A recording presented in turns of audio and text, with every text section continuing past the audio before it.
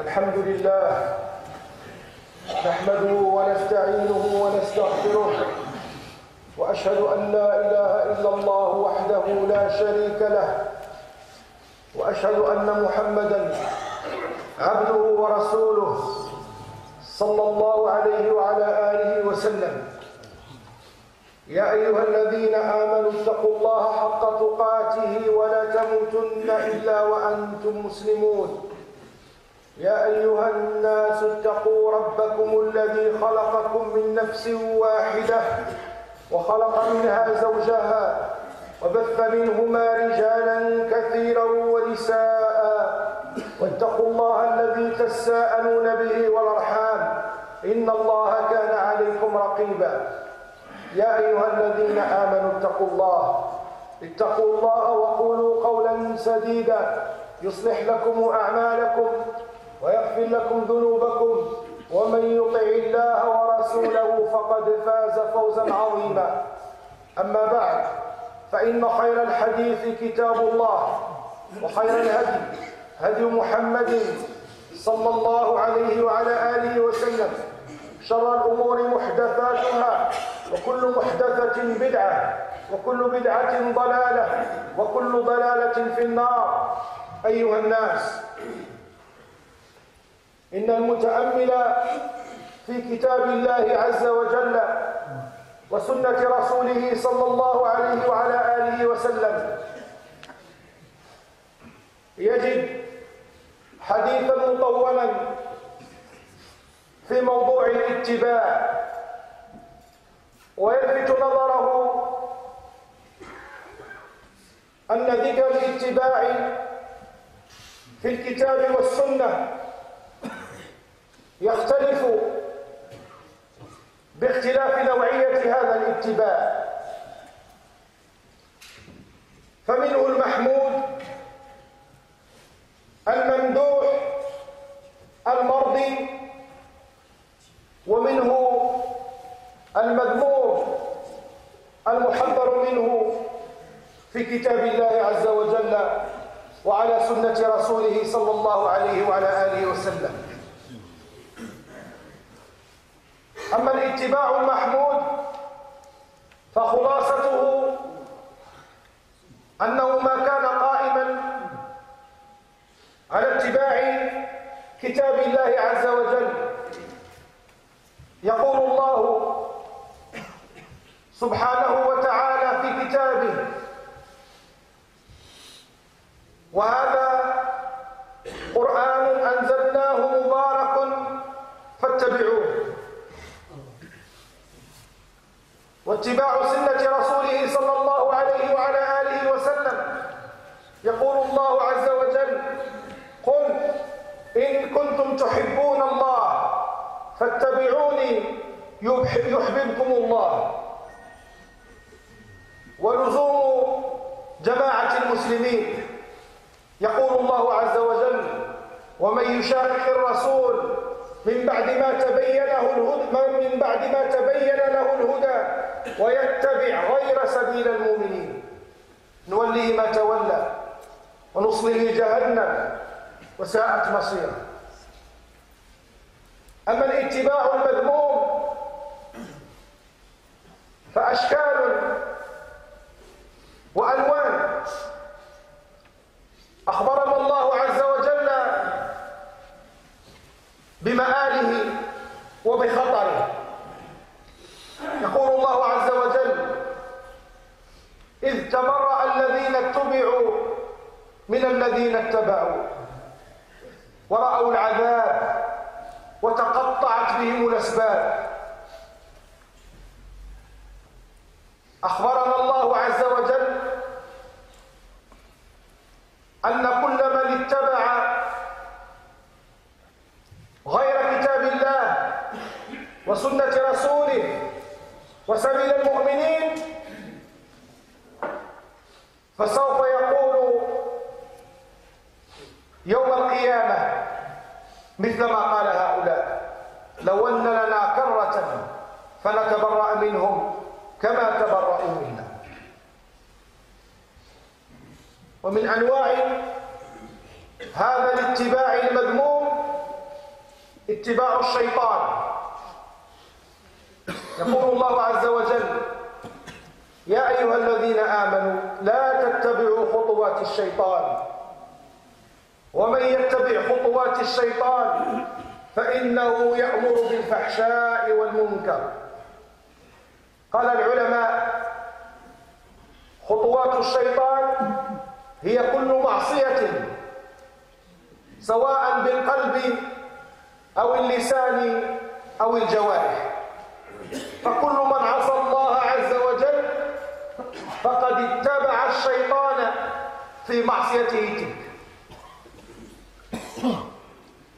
وكذلك من أنواع هذا الاتباع المذموم اتباع الشهوات وترك النفس ترتع فيها كما ترتع البهائم في مرعى قد يكون فيه حتفها.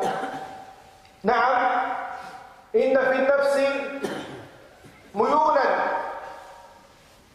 إلى الشهوات، ولكن فيما أحل الله عز وجل غنية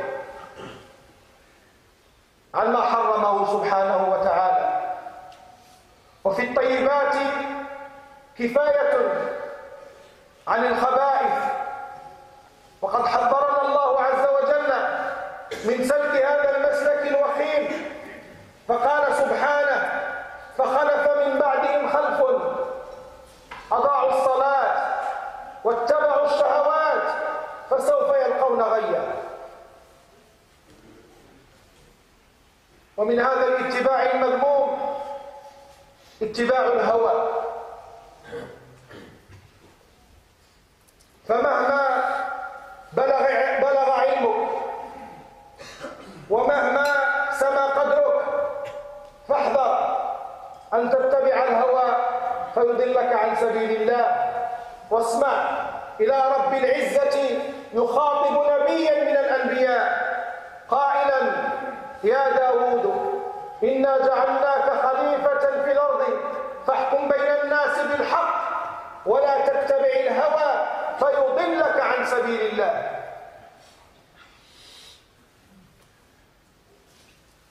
فاتباع الهوى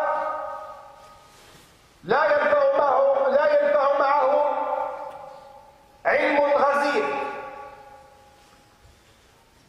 ولا تنفع معه تزكيات المزكين. فمن اتبع الهوى فمآله حتما الضلال والبعد عن سبيل الله عز وجل.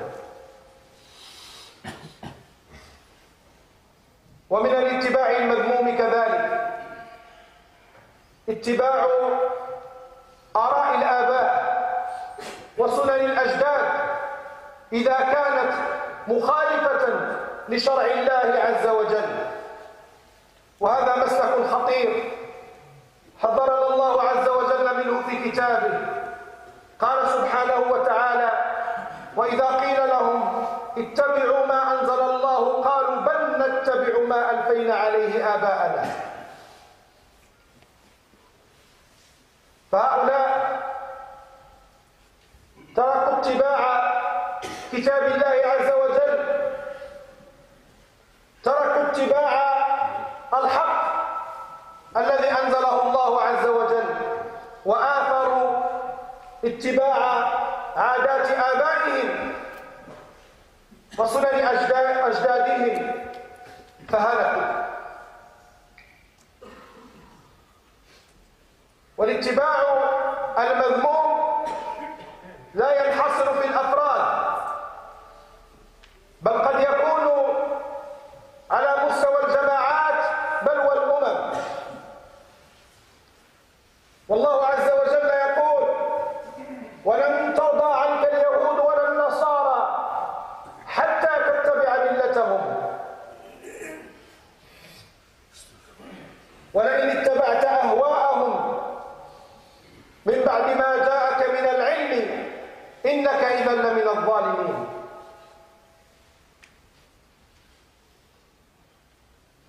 والنبي صلى الله عليه وعلى آله وسلم يحذرنا من هذا المسلك ويقول لتتبعن سنن الذين من قبلكم لتتبعن سنن الذين من قبلكم شبرا بشبر أو ذراعا بذراع حتى إذا دخلوا جحر دب فدخلتموه قالوا اليهود والنصارى يا رسول الله قال نعم ومن إذا رواه الشيخان.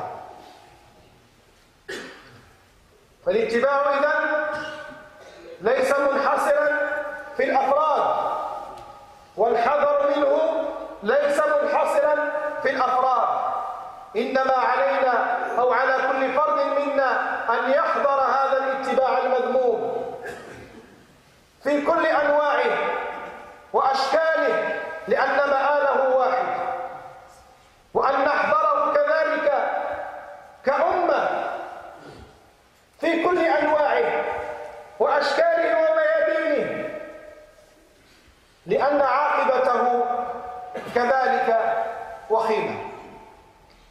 Serviteurs d'Allah, lorsqu'on observe dans le Coran ainsi que dans les récits prophétiques, on remarque que le sujet du suivi est un sujet récurrent.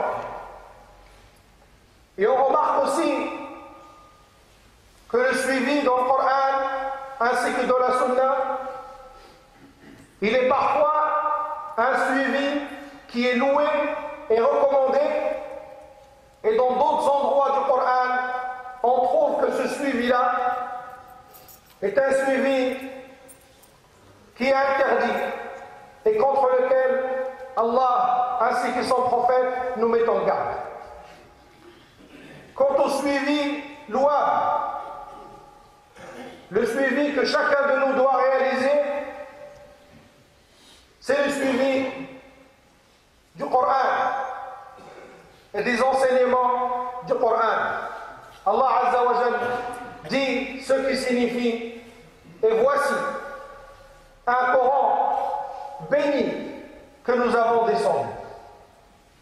Et aussi le suivi du prophète sallallahu alayhi wa sallam. Allah Azza wa Jal dit si vous aimez sincèrement Allah, alors suivez-moi et Allah vous aimera. Et aussi le fait de suivre le groupe des musulmans et de rester avec le groupe des musulmans. Allah Azza wa Jal dit ce qui signifie et quiconque diverge avec le prophète et suit autre que le chemin des croyants alors que la guidée lui est venue et suit autre que le chemin des croyants, nous le laisserons alors à ce à quoi il s'est détourné et nous lui ferons goûter l'enfer. Et quelle mauvaise fin. Quant au suivi critiquable, au suivi qui est négatif, il se divise en plusieurs sortes, qui diffèrent donc dans leur forme, mais Allah Azza wa Jal nous apprend dans le Coran que leur fin sera la même. Allah Azza wa Jal nous raconte dans le Coran ce dialogue entre les suiveurs et les suivis lorsqu'ils seront réunis en enfer. Et lorsque les suiveurs demanderont de l'aide aux suivis et que ces derniers s'innocentèrent d'eux et que les suiveurs diront si seulement nous avions encore un droit de vie, si seulement nous avions encore le droit à une deuxième chance, et nous innocenterons d'eux comme ils se sont innocentés de nous aujourd'hui.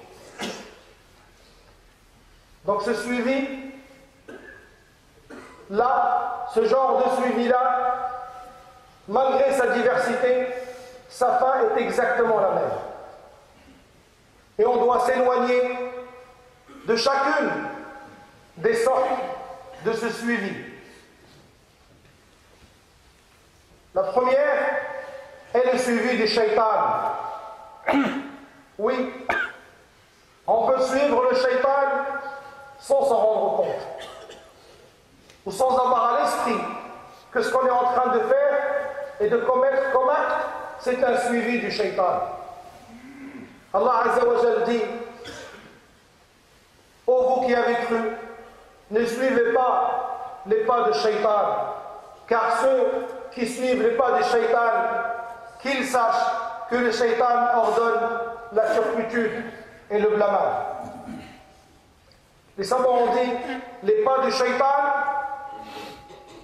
c'est toute mauvaise action, qu'elle soit commise avec les membres ou avec la bouche, ou même quelque chose qui est dans le cœur de la personne. Chaque péché commis est une sorte et un début du suivi du shaitan. Suivi du shaitan au bout duquel il y a la perdition et l'enfer et le dialogue que l'on a entendu entre les suiveurs et les suivis. Aussi, parmi les suivis desquels on doit s'éloigner, c'est le suivi des envies et des désirs, et le fait de laisser notre personne là-dedans comme on laisserait une bête en train de manger tout ce qu'elle trouve. Si l'un de nous était responsable d'un troupeau et qu'on lui disait: dans tel terrain, si ton troupeau rentre, c'est sa perdition, et sa mort et sa faim, il ne le laisserait pas aller à cet endroit-là. Il en empêcherait. Et ainsi sont les désirs des choses interdites. C'est un terrain dans lequel, si jamais on laisse notre âme et notre personne rentrer là-dedans, on la laisse aller tout droit vers sa perdition. Car l'être humain a en lui cette attirance vers ses désirs et vers ses envies. Mais Allah Azza wa Jal nous a donné des moyens légaux pour réaliser ses désirs et pour vivre ses envies. Et dans ce qu'Allah Azza wa Jal nous a octroyé, ce qu'il y a et ce qui suffit largement pour ne pas aller chercher dans les interdits. Aussi, parmi ces suivis blâmables et dangereux, le suivi des passions. Et on a souvent tendance à penser que le suivi des passions est réservé aux ignorants. Le suivi des passions te perderait même si tu es l'homme qui a le plus de science sur terre. Le suivi des passions te perderait même si la terre entière ne te fait que des éloges. Allah Azza wa Jal cite dans le Coran une catégorie qu'il désigne comme Adallahumullahu ala ilm. Allah Azza wa Jal les a égarés malgré leur science. Et Allah Azza wa Jal met en garde un prophète parmi les prophètes et lui dit: ô Daoud, nous t'avons désigné comme calife sur terre, alors juge entre les gens par la vérité et ne suis pas les passions, car elles t'égareront du chemin d'Allah. Car ceux qui suivent les passions entreront en enfer le jour du jugement. Ce message est adressé à un prophète parmi les prophètes. Ne suis pas les passions, car elles t'égareront du chemin d'Allah Azza wa Jal. Et le résultat de l'égarement du chemin d'Allah Azza wa Jal est de rentrer en enfer le jour du jugement. Qu'en serait-il d'un de nous? Et qui parmi nous, après avoir entendu cette mise en garde adressée à un prophète, aurait le droit de se dire: moi, je peux me permettre quelques écarts dans ce domaine? Le suivi des patients est très dangereux. Bien sûr, il n'y a personne qui suit les patients en ayant un étendard disant je suis les passions, j'aime suivre les passions, je vais suivre les passions. Mais dans la parole d'Allah et celle du prophète sallallahu alayhi wa sallam, à la lumière des enseignements de nos pieux prédécesseurs et de nos savants qu'Allah Azza wa Jal nous a laissés en vie dans sa grande miséricorde. À la lumière de tout cela, et c'est à la lumière de tout cela que tu sauras. Est-ce que tu suis réellement ce que tu prétends suivre, le Coran et la Sunna, ou bien est-ce que tu suis tes passions en criant autre chose? Et le suivi blâmable ne concerne pas seulement l'individu, il peut aussi concerner une communauté, un groupe ou une société. Allah Azza wa Jal dit dans le Coran ce qui signifie, je résume vu qu'on est là où on est. Les gens du livre ne t'accepteront pas. Les gens du livre ne t'accepteront pas jusqu'à ce que tu suives leur dogme et leur religion. Et si jamais tu suis leur passion, après ce qui t'a été donné comme science, tu seras alors parmi le nombre des injustes. Et le prophète sallallahu alayhi wa sallam dit dans le hadith, vous suivrez, vous aurez un penchant pour le fait de suivre ceux qui étaient avant vous, même dans le moindre de leurs faits et gestes. Même s'ils entraient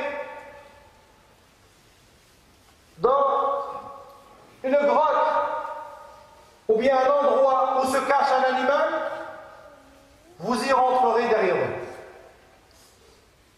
Les compagnons radiallahu anhum demandent, sont-ils les gens du livre?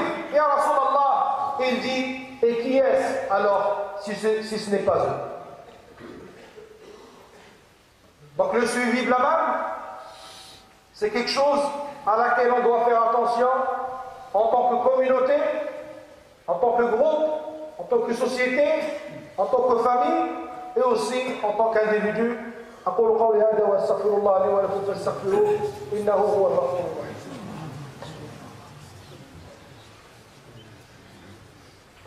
الحمد لله والصلاة والسلام على رسول الله وأشهد أن لا إله إلا الله وحده لا شريك له وأشهد أن محمدا عبده ورسوله صلى الله عليه وعلى آله وسلم.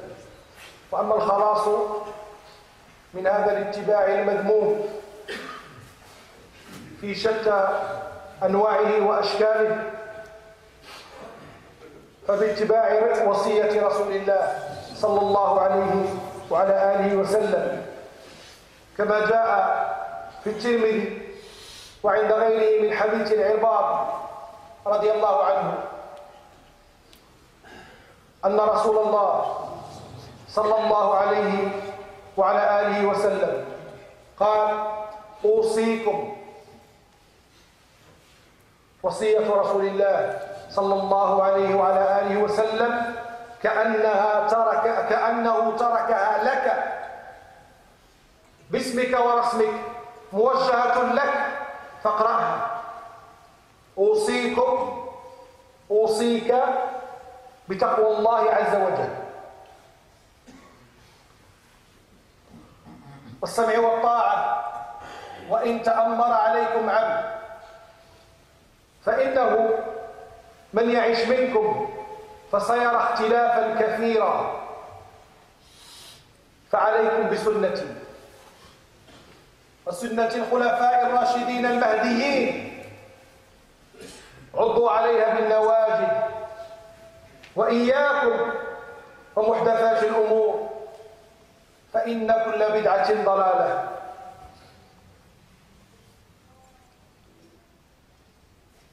رسالة في غاية الوضوح من رسول الله صلى الله عليه وعلى آله وسلم إلى كل منا. نسأل الله عز وجل أن يثبت قلوبنا على دينه ويجعلنا من الذين يتبعون القرآن والسنة وسبيل المؤمنين إنه ولي ذلك والقادر عليه. Quant à l'issue et la protection de ce suivi, elle est résumée dans le conseil que nous a laissé le prophète sallallahu alayhi wa sallam, que chacun de nous doit lire comme un testament adressé à sa propre personne. Et cela nous ferait du bien de considérer que chaque verset, chaque hadith, chaque conseil, chaque mise en garde dans le Coran ou dans la Sunna est adressé à nous, à chacun de nous. Le prophète sallallahu alayhi wa sallam te dit: je vous recommande la crainte d'Allah. Je te recommande la crainte d'Allah, ainsi que l'obéissance à ceux qui vont vous gouverner. Car ceux qui vivront parmi vous verront beaucoup de divergences. Le constat. L'issue, alors, je vous conseille, je vous recommande ma sunna. Et celle des califes bien guidés. Cramponnez-vous, mordez-y.